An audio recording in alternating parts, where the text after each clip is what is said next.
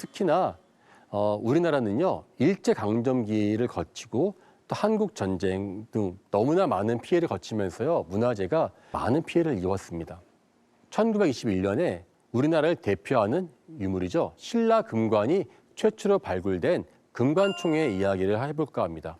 원래 금관총은요 경주에서 집을 개축하다가 우연히 발견되었습니다. 그래서 서울에 있는 천도박물관 관계자들은 손대지 말고 가만히 있을 것, 우리가 내려간다. 그리고 급하게 내려가죠.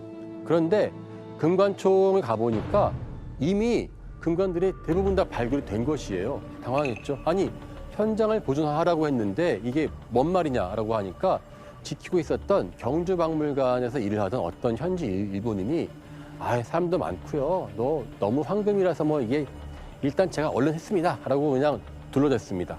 사실 이 유물들은요. 어디에서 발견되었냐가 되게 중요합니다. 예컨대 황금 귀걸이 같은 거 있죠. 장식이 귀 근처에 있으면은 귀걸이가 되겠지만요. 몇 센치가 떨어져서 가슴 쪽에서 발견되었다라고 이야기한다면은 이거는 목걸이의 일부였을 것이다. 우리 이렇게 말을 할 수 있거든요. 즉 유물은 유물만큼이나 그것이 발견된 위치가 정말 중요합니다. 왜 이렇게 과욕을 부리던 이 사람은 누구였을까요?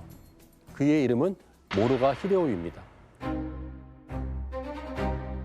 그는 경주박물관에서 일을 하고 있었지만 사실 이 사람은 도굴꾼으로 악명이 아주 높은 사람이었습니다. 겉으로는 문화재 애호가를 자처하면서 뒤로는 수많은 유물을 빼돌리고 거래를 했던 것으로 유명합니다. 심지어 이 사람은 현지 조선인들을 동원해서 도굴단을 운영한다는 소문이 자자했습니다. 우연인지 금관총에서 발굴된 유물들도요 상당수가 지금 일본에 있습니다. 그러고 약 6년 지나고 난 다음에 1927년도 11월이었죠. 경주박물관에 금관을 두는 전시실인 금관고에 도둑이 들었습니다. 유물 진열실에 자물쇠를 부수고 잠입해서 신기한 게 금관은 빼고요. 허리띠와 팔찌, 반지, 다른 황금 유물들만 잔뜩 훔쳐간 것입니다. 경찰들은 처음에 그냥 다 볼 거 없이 이거는 무조건 범인은 한국 사람들 이렇게 단정을 해버리죠. 그리고 요즘 금과 달라서 녹여도 금방 알아볼 수 있다. 그리고 무덤에서 나온 물건들을 집에 갖고 있으면은 귀신이 붙어가지고 집에다 죽는다. 막 이런 식의 미신을 갖다가 퍼뜨렸어요. 그래서 이 당시에 경찰은 엄청난 양의 상금을 걸기까지 하는데요. 아마 우리나라 역사상 최초의 문화재 현상금이었던 것 같습니다. 그런데 반년이 지난 1928년도 5월에 어떤 노인이 경주경찰서장의 관사 앞을 지나가다가 한 보따리를 발견해요. 가만히 보니까 약간 삐죽 나온 게 보니까 반짝거리는 거예요. 바로 금관총에서 도난당한 유물들이었습니다. 어쨌든 이렇게 반년 만에 금관 곁으로 다시 와서 금관총의 허리띠 장식이 다시 모이게 되었고요. 나중에 이것은 국보 88호로 지정되었습니다.